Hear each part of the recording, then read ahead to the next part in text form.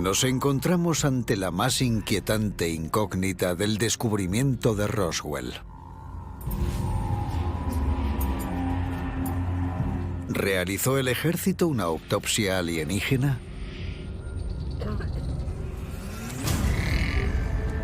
En este episodio examinaremos las pruebas y revelaremos la verdad. Roswell, la primera y la más controvertida conspiración sobre ovnis de la historia. La verdad ha estado envuelta en sombras hasta ahora. Por primera vez, ¿Estamos grabando? los famosos testigos presenciales de Roswell serán puestos a prueba. ¿Qué hacía en Roswell, en Nuevo México, en julio de 1947? El software de detección de mentiras más avanzado de la historia determinará la verdad definitiva. Hemos determinado que son falsos. Había 4 cuerpos y no eran humanos. ¿Se imaginan tener pruebas innegables de visitas de extraterrestres? ¿Cómo describiría la nave? Tenía forma de disco. Momento a momento surgirá la cronología del fenómeno. ¿Aparecerán también con ella las pruebas de que los extraterrestres aterrizaron por accidente? Esto hará reescribir los libros de historia. Esto nos cambiará para siempre. Roswell. Veredicto final. Día 9-10 de julio de 1947, 6 a.m. Roswell, Nuevo México.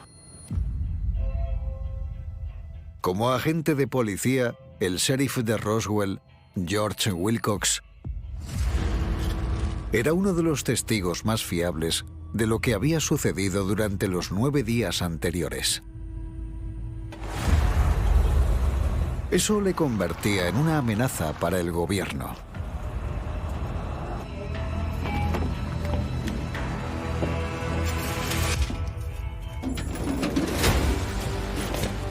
No solo había visto los materiales, sino que había oído la historia del platillo volante que había caído. Era un cabo suelto que había que resolver. Y tenían que hacerle cambiar de opinión y silenciar su versión cuanto antes. El sheriff Wilcox se convirtió en un problema para el ejército. No era un subordinado directo y no dependía de ellos, sino que era un civil en el que la gente confiaba. Tenían que controlarle. Wilcox le contó a su familia lo que pasó después. En 1991, su nieta, Barbara Dagger, lo compartió con el mundo. Cuando ocurrió el incidente, la policía militar vino. No os podéis imaginar cómo le perseguían. Le dijeron a George que si alguno de nosotros hablaba del incidente o decíamos algo, que le matarían no solo a él, sino a toda la familia. ¿Amenazó el gobierno con acabar con la vida de un civil si contaba la verdad? Ahora, más de 7 décadas después del descubrimiento, el polígrafo con el software más avanzado podrá dar respuesta a esta pregunta tan polémica. Que le matarían no solo a él, sino a toda la familia. Nuestra inteligencia artificial observa un vídeo, analiza las microexpresiones en el rostro de una persona y la entonación de su voz y predice si la persona que aparece en el vídeo dice la verdad o no. ¿Demostrará este software de última generación qué horribles límites había llegado el gobierno para silenciar a un testigo y a su familia por un mito que nunca debía haberse hecho público? Es esencial que sepamos si es verdad. Si es verdad, sabremos hasta dónde estaba dispuesto a llegar el ejército para cubrir la historia. No estaban amenazando a un ranchero cualquiera, sino a la figura más poderosa y con autoridad de toda la ciudad. ¿Decía la verdad Barbara Dagger? Le dijeron a George que si alguno de nosotros hablaba del incidente o decíamos algo, que le matarían no solo a él, sino a toda la familia. Verdadero. La IA lo confirmó. El sheriff Wilcox le contó que los agentes del gobierno estadounidense le habían amenazado de muerte. No es que quisiera que fuera verdad, porque es bastante triste pensar que hubo un momento en el que nuestro ejército amenazó a adultos y a niños con acabar con sus vidas de forma gráfica y les aterrorizaron. La historia del sheriff no era la única que intimidaba al gobierno, pero afirmaron que todas eran falsas. Todo el mundo en la ciudad de Roswell y los ranchos eran sospechosos de saber demasiado o de haber visto demasiado. Así que el ejército utilizó las medidas más extremas para evitar que hablaran o contaran sus experiencias. Día 9, 10 de julio de 1947, 7 a.m. Casa de Dan Dwyer, Roswell, Nuevo México. Dan Dwyer, un bombero de la ciudad, se encontraba en la lista del ejército de personas que debían silenciar. El 7 de julio, el sheriff Wilcox condujo a Dwyer al lugar de aterrizaje número 2, donde había visto la nave espacial y cuerpos de alienígenas. Miembros del ejército le echaron de allí, y así se ganó un puesto en su lista de objetivos. Dan Dwyer era un testigo clave, porque no era alguien que solo hubiera visto los escombros o el platillo volante, sino que también vio a los extraterrestres. Habló de gente pequeña, dijo que ya habían muerto. Esto lleva la historia a otro nivel. Y también significa que era la primera persona que habló de cómo el ejército intentó taparlo todo, cerrando la base, amenazando y utilizando prácticamente la brutalidad, empujando a la gente y diciéndoles: no habéis visto nada. Si lo contáis, iréis a la cárcel. También habló de un capitán pelirrojo que, según dijo, gritaba órdenes a la gente y profería todo tipo de amenazas. Es un auténtico villano en esta historia. Su hija de 12 años, Frankie Rowe, fue testigo de las terribles acciones que cometieron contra él 3 días después. Tenía una porra o un palo o algo así y se golpeaba en la mano. Y le dijo: ¿sabes que el desierto es muy grande? Podemos dejaros en la mitad del desierto y nadie encontraría vuestros cuerpos. Acabarás convertido en huesos y nadie sabrá lo que te ha pasado. ¿Qué mejor forma de captar la atención de una madre o un padre que decir: vamos a matar a tus hijos? Era una amenaza verdaderamente inquietante. ¿Pero era verdad? ¿Por qué iba una niña a inventarse una historia así? No le interesaría. Eso sí que es impactante. ¿Amenazar con acabar con la vida de alguien? Venga ya. Dijo: acabarás convertido en huesos y nadie sabrá lo que te ha pasado. Falso. La IA sugirió que la afirmación de Rowe de que su padre recibiera amenazas de muerte era mentira. Dijo: acabarás convertido en huesos y nadie sabrá lo que te ha pasado. Pero entonces, ¿qué implica esto para el resto del testimonio de Frankie Rowe? ¿Mentía cuando dijo que el ejército fue a su casa? Sé lo que pasó. Sé que fue real, que las amenazas eran reales. Verdadero. No mentía. El ejército fue a su casa a hablar con su padre. La memoria puede jugar malas pasadas, sobre todo a la gente joven. Sabemos que psicológicamente, cuando se produce una experiencia traumática o impactante, la memoria puede verse afectada. Aunque las afirmaciones de Frankie Rowe sobre la experiencia de su padre parecían ser poco fiables, la versión del testigo número 1 de Roswell, Mac Brazel, no lo era. Día 9, 10 de julio de 1947, 7:45 a.m. base aérea del ejército en Roswell, Nuevo México. Era el tercer día que el ejército tenía retenido al ranchero. Le retuvieron y no le dieron comida ni agua. Le hacían las mismas preguntas una y otra vez. Su misión era conseguir que se retractara totalmente de la historia del platillo volante, que él sabía que era verdad. Le metieron en una habitación y no le dejaban salir.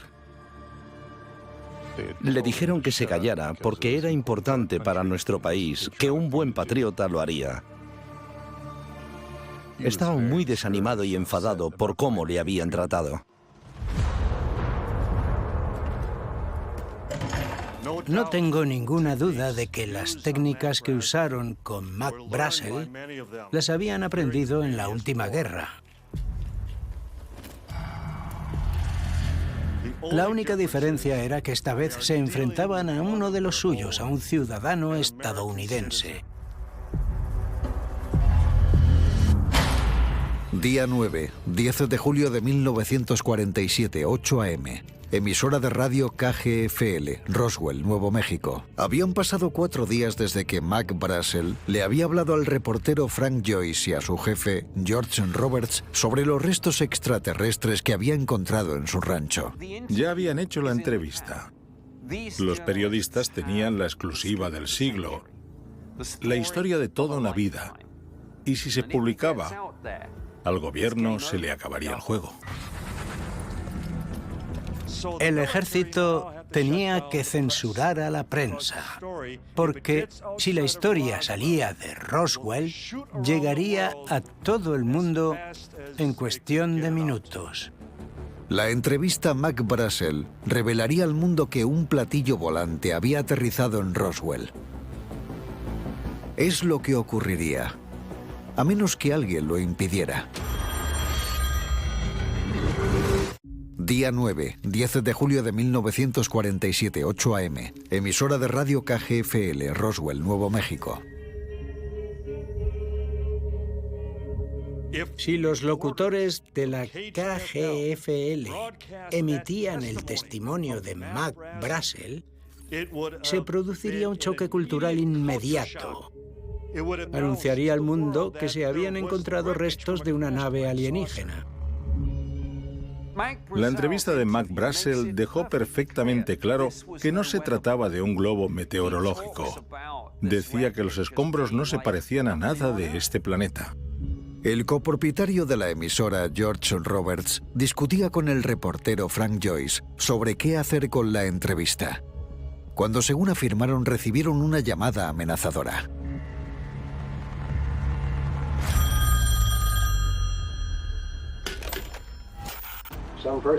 Alguien de Washington nos llamó y dijo: creo que sabemos que tiene cierta información. Queremos asegurarle que si la publica sería muy posible que su licencia pueda estar en peligro. Así que recibió una llamada de Washington. Sí.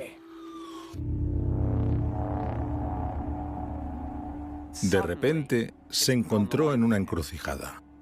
Podían quitarle la licencia para emitir por la radio. Era su sustento de vida. Sin ella no tendría trabajo y se acababa el juego. Así que se encontró con que se lo jugaban todo y se dieron cuenta de que no podían seguir adelante. Si la afirmación de George Roberts era cierta, el gobierno había empezado a utilizar tácticas más crueles. Esto demostrará sin ninguna duda que sí, el gobierno intervino y sí, intentaron impedir que la historia saliera a la luz. Queremos asegurarle que si la publica será muy posible que su licencia pueda estar en peligro. Verdadero. El polígrafo predijo que la afirmación de Roberts era verdad y las implicaciones eran serias. La idea de que Washington llamara y amenazara a una fuente de noticias solo porque iban a publicar una historia es algo inaudito. Demuestra una vez más cómo de extremas fueron las medidas que el ejército y el gobierno llevaron a cabo para contener y silenciar a la prensa. No conocemos la identidad de la persona que llamó, pero era alguien de arriba. Alguien que seguro tendría contacto directo y personal con el presidente Truman y que actuaba bajo las órdenes del presidente. No fue un capricho repentino. ¿Le obligarían a cerrar la radio? Sí, exactamente. ¿Tomaron medidas drásticas? Bueno, no diría que fue así, pero sí que nos preocupamos. La grabación de la entrevista de Mac Brazel continúa oculta hoy en día. Sigue siendo una de las piezas perdidas más buscadas del puzzle de Roswell. Es una gran ironía. Estaban a las puertas de la mayor historia de todos los tiempos y les amenazaban con que no volvieran a contar más historias.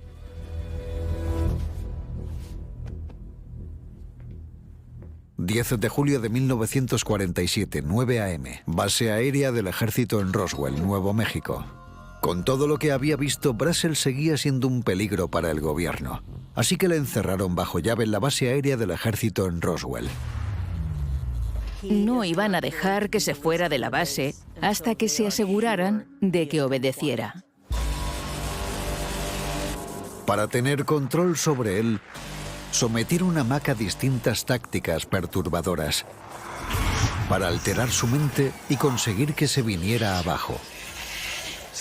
La privación del sueño es un famoso método de tortura y una técnica extremadamente efectiva. Consigue que una persona sana, con carácter fuerte y decidida, cambie por completo y se vuelva una persona confundida, desorientada y finalmente obediente.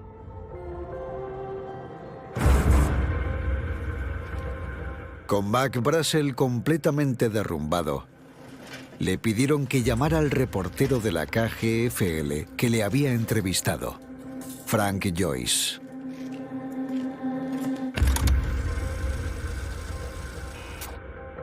Recibí otra llamada y era Brazel, que tenía una voz muy nítida y me dijo alto y claro: ¿te acuerdas de la historia? Pues no es toda la verdad. Quería volver y hablar conmigo, así que le dije que vale, que volviera a la emisora. Mac se ofreció a hacer una nueva entrevista. ¿Mantendrá su versión de haber visto un platillo volante caído? Si lo hiciera, estaría desafiando a sus captores. Día 9, 10 de julio de 1947, 9:30 am. Mac Brazel se dirigió a la emisora de radio KGFL para dar de nuevo su testimonio sobre lo que había visto. Pero el hombre que caminaba por aquella calle no se parecía en nada al vecino que Marianne Strickland conocía desde hacía años. Vi como 2 hombres del ejército escoltaban a Mac. No sé si estaba esposado o no. Todos los vecinos estaban escandalizados con que el ejército tratara así a la gente. 2 hombres rodearon y escoltaron a Mac, que se encontraba cansado y con el espíritu roto. Estaba pálido, desaliñado, y parecía que no entendía qué estaba pasando. Vi como 2 hombres del ejército escoltaban a Mac.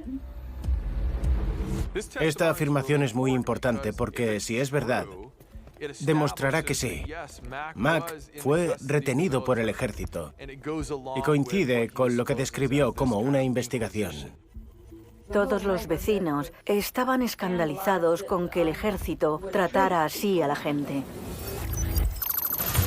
Verdadero. Según el polígrafo, la versión de Marianne es cierta. Esto es genial, porque tenemos un tercero que fue testigo y podría corroborar lo que decía Mac. Es horrible. Pero sigo intentando averiguar cuál es el motivo por el que le llevaron escoltado a la ciudad. ¿Fue para advertir a otros y que él fuera un ejemplo? Le mostraron y decían, oíd, esto es lo que os pasará si no hacéis lo que os digamos.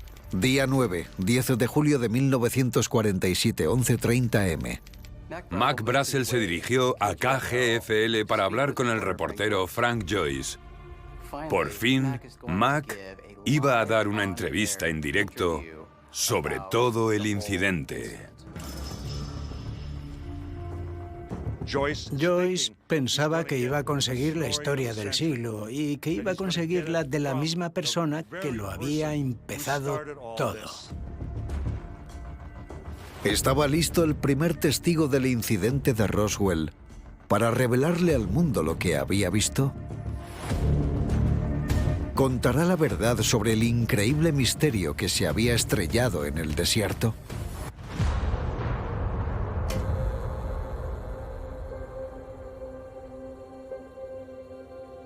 Cuando empezaron la entrevista en directo, parecía que todo el mundo en Roswell la estaba escuchando.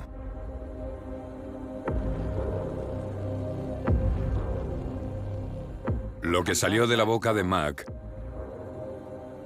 es lo que le había dicho el gobierno, que un globo meteorológico se había estrellado en su rancho y solo eso.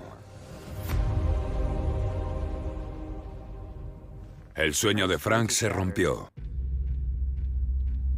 Le dije, pero esto no se parece en nada o es completamente distinto a la historia que me contaste el otro día.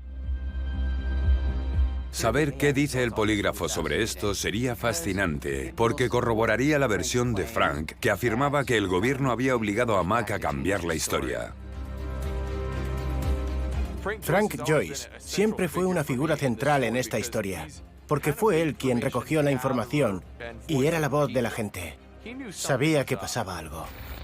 Pero esto no se parece en nada o es completamente distinto a la historia que me contaste el otro día. Verdadero.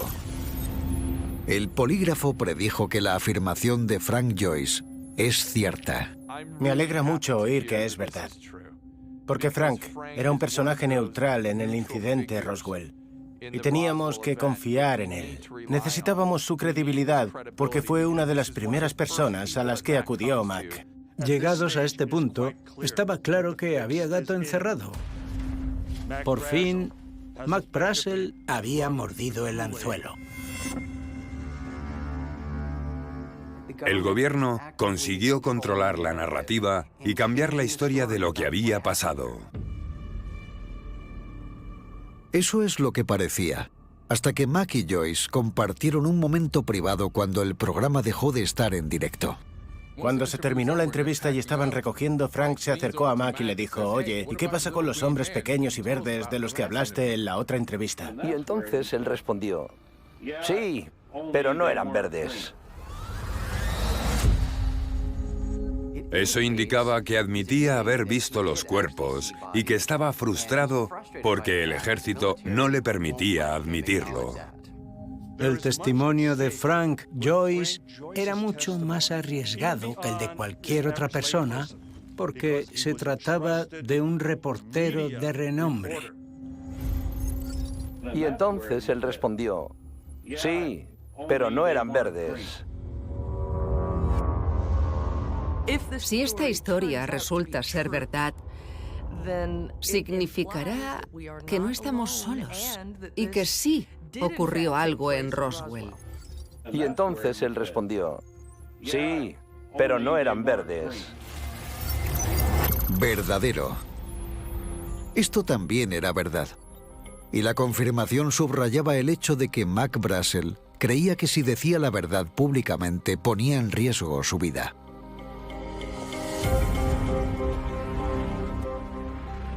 Mac Brassel se aseguró de que Frank Joyce supiera la verdad y de que pudiera escuchar su palabra. Aunque había cambiado su historia por la versión de los hechos del gobierno, el calvario de Mac Brassel no había terminado.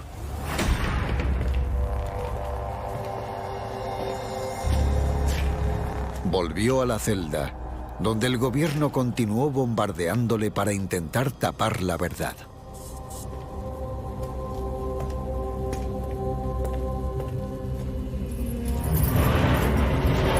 Día 9, 10 de julio de 1947, 12 p.m. Radio El Paso, Texas. Poco después de la entrevista de Mac Brazel, una emisora de radio en El Paso, Texas, invitó al general Roger Ramey. Ramey era el comandante del ejército responsable de descartar el informe que admitía el aterrizaje de un platillo volante. Elaboró la explicación inicial del globo meteorológico y su trabajo era taparlo todo y hacer que desapareciera, como si nunca hubiera pasado. Le entrevistaron en un programa de radio de El Paso y el general Ramey reafirmó la explicación del globo, intentando no poner el foco en Roswell. Entonces el presentador le dijo: «Pero eso no explica los platillos volantes que se han visto por todo el país. ¿No es cierto que se han visto en todos los estados de Estados Unidos?» Y el general Ramey respondió: «Cierto, menos en Kansas, que es un estado muy seco». Era la primera vez que ridiculizaban el asunto. En otras palabras, la gente que bebía demasiado veía cosas así. Todos los esfuerzos del gobierno estaban dando resultados. La situación hizo que el presentador de radio, Frank Joyce, se preguntara qué podía hacer, si es que podía hacer algo. Públicamente, Frank Joyce no decía nada, pero detrás de las cámaras era un reportero que buscaba pruebas, hacía preguntas y hablaba con la gente. Para asegurar el silencio de Frank Joyce, no volvieron a amenazarle, sino que hicieron algo muy típico por aquel entonces. El ejército hizo que ingresara en un hospital psiquiátrico en Texas durante un año entero. Hablamos de una época en la que hacían lobotomías y tratamientos de descargas eléctricas. Así mancharían de forma permanente su reputación y se aseguraban de desacreditarle.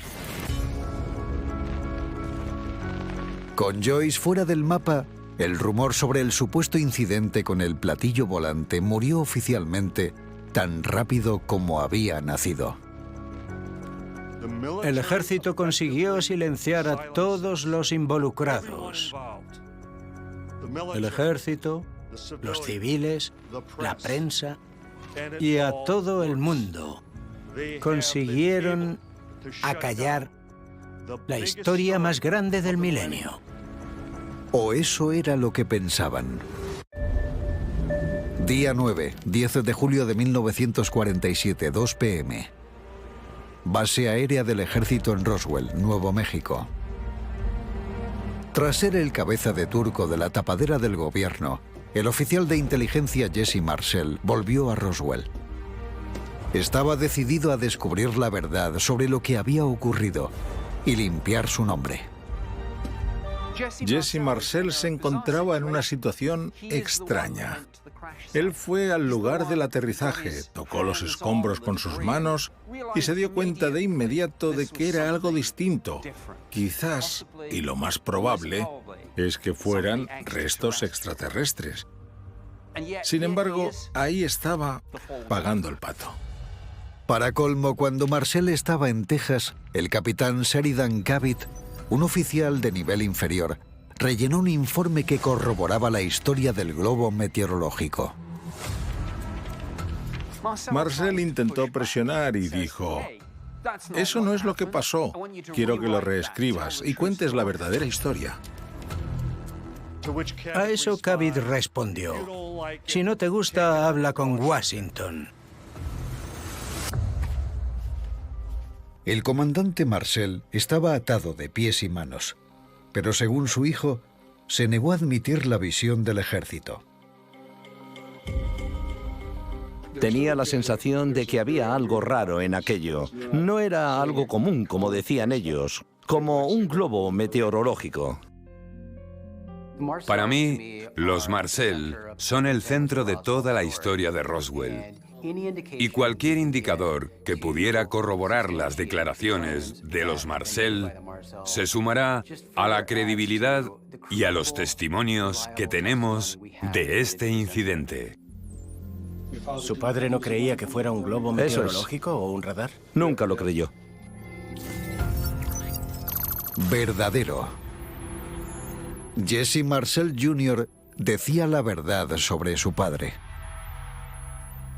Me alegra oír que se ha visto que es verdad, porque es otro detalle más sobre el testimonio coherente de Jesse Marcel.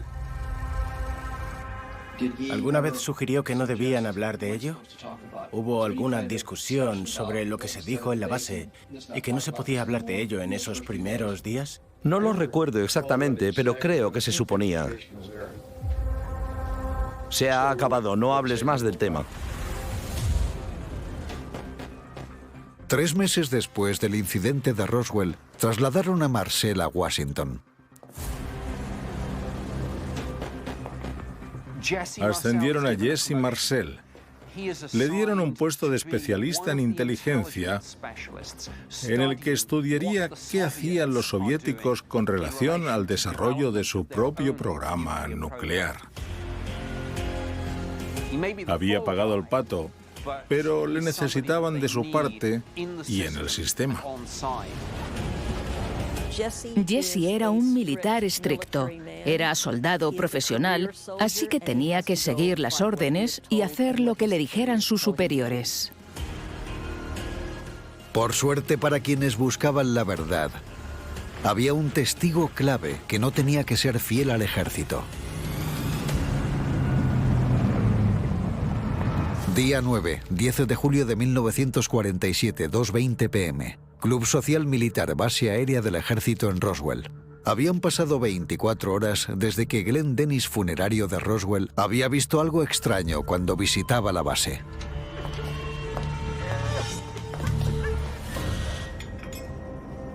Entonces regresó al hangar 84 porque estaba preocupado por una amiga enfermera que trabajaba en el hospital militar. La amiga de Glenn Dennis le invitó a volver a la base para que comieran juntos. Dijo que había algo muy importante que quería contarle. Esta es la declaración más impactante de Glenn Dennis sobre por qué se intentaba ocultar el incidente de Roswell. Parecía como si estuviera muerta en vida. Me dijo, no te vas a creer lo que ha pasado. Nunca he visto algo tan espantoso. Yo le dije, bueno, eres enfermera. Cuando estás trabajando tienes que ver muchas cosas. Tendrías que acostumbrarte. Y ella me respondió, no, no es nada de eso. Las palabras que salieron de su boca dejaron a Dennis totalmente atónito. Dijo que era algo que nadie había visto antes. Club Social Militar, base aérea del ejército en Roswell. 48 horas después de que le expulsaran del hangar 84, Glenn Dennis volvió a la base aérea. Quería hablar con una amiga, una enfermera que trabajaba en el hospital militar del hangar. Compartieron una conversación que Dennis recordó y que dejó estupefactos a los conspiracionistas que llevaban intentando demostrar esta teoría durante casi 30 años. No había nadie a nuestro alrededor porque teníamos una mesa apartada en el club social donde estábamos solos. Ella esperaba que no nos oyera nadie. Glenn lleva décadas hablando de lo que vio. Y por supuesto su testimonio ha sido desacreditado y descartado por los expertos. Me dijo, tienes que hacer un juramento sagrado de que no mencionarás mi nombre ni nada. Podrías meterme en un gran lío. Lo que voy a contarte no sabes de dónde lo has oído, ya sabes. Le dije, ¿qué quieres decir con un juramento sagrado? Me dijo, como cortarte un brazo. Eso es lo que me dijo. Glenn le preguntó a la enfermera, ¿qué ocurre? ¿Qué has visto? Pero dijo que estaba demasiado asustada para verbalizar algo. Miraba a su alrededor, preocupada porque alguien oyera lo que iba a decirle. 24 horas antes. Lo que pasó es que había ido a otra sala para coger materiales. Allí había 2 médicos que supuestamente estaban realizando una autopsia preliminar a los cuerpos. Los médicos le dijeron que no iba a ir a ninguna parte, que tenía que ayudarles. Ella dijo que nunca en su vida había olido algo tan horrible. Dijo que era lo más espantoso y horrible que había visto. Que el olor era casi insoportable.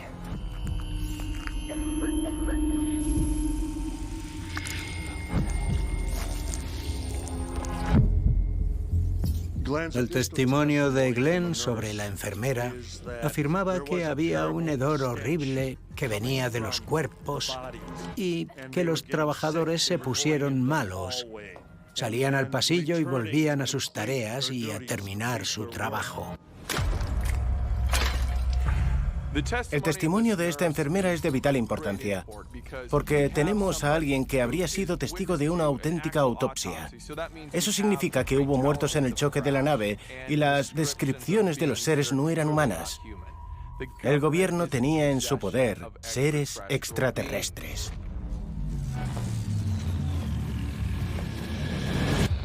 Dijo que era algo que nadie había visto antes. La autopsia alienígena de Roswell siempre ha sido una de las partes más polémicas de la historia de Roswell. Y el motivo por el que muchos escépticos creían que el testimonio de Glenn Dennis era falso.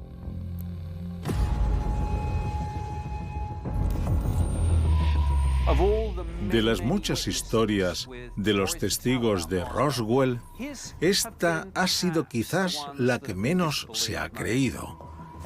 Si el testimonio es totalmente cierto, entonces entramos en territorio desconocido. Nos encontramos en una situación en la que se ha validado, sin duda, la parte más extrema de la historia. Dijo que era algo que nadie había visto antes. Allí había 2 médicos que supuestamente estaban realizando una autopsia preliminar a los cuerpos. Dijo que había 3 cuerpos y que 2 estaban destrozados. ¿Se podía confiar en este testimonio? 2 estaban destrozados. Verdadero. Según la IA, Glenn Dennis decía la verdad. Nunca se ha visto algo así. Voy a tardar en hacerme a la idea. Es fascinante. Dijo que había visto 3 cuerpos. Es muy difícil encontrar palabras para reaccionar a esto ahora mismo. Tenemos un testimonio válido de que se realizó una autopsia alienígena y de que examinaron los cuerpos. Es el primer caso y, sin duda, el que más evidencia tiene de que sí ocurrió. El testimonio era cierto. Pero ¿significa esto que también era cierta la terrorífica descripción de cómo eran las criaturas? Me dijo, no vas a creerlo, pero he hecho un diagrama. Gerald Anderson, Elésar Benavides, Pappy Henderson y otros muchos testigos del incidente de Roswell afirmaron haber visto a los extraterrestres. Tenían 4 dedos. Pero la misteriosa enfermera del hangar 84 compartió con su amigo Glenn Dennis la descripción más detallada de todas, con un boceto basado en la autopsia en la que le obligaron a participar. Dibujó un diagrama de la cabeza. Dibujó un diagrama de los brazos y las manos en la parte de atrás de una libreta, porque todas las enfermeras llevaban una libreta. Dibujó un diagrama de un brazo porque dijo que la anatomía desde el hombro hasta aquí era muy corta, que el brazo era más largo por aquí y tenía 4 dedos. No tenían pulgares, solo 4 dedos.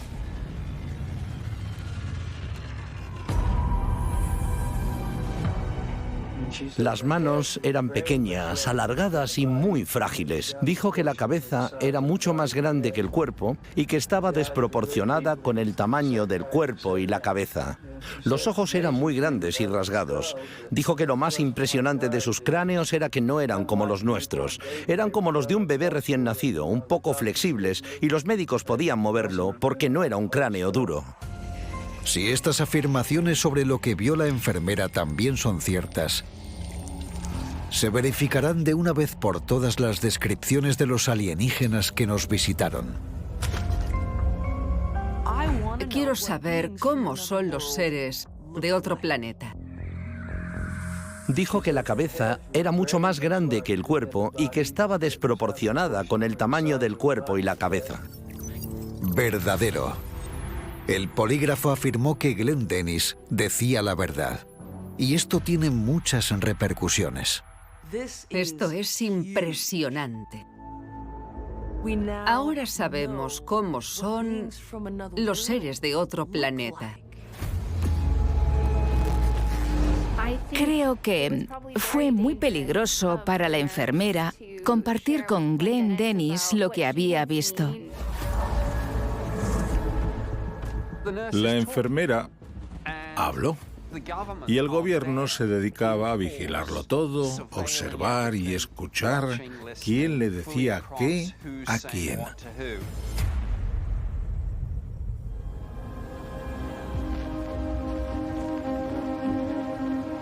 La operación del gobierno en Roswell continuó durante meses después del accidente. Y las secuelas de esta actividad continúan resonando en la zona hasta hoy. En Roswell hay cierta desconfianza. Amenazaron y silenciaron a la gente. Censuraron a la prensa. Y hay cierta paranoia con quién está espiándoles y quién informa a quién. Cuando tienes un secreto tan grande como el de Roswell, el secreto no será siempre un secreto. En el próximo episodio de Roswell, Veredicto Final, hablaremos del mayor misterio alienígena que ha durado 70 años. A pesar de que el gobierno afirme que está resuelto. ¿Estamos a punto de descubrir toda la verdad sobre los visitantes extraterrestres? Pero estas afirmaciones también demostrarán que queda mucho por descubrir.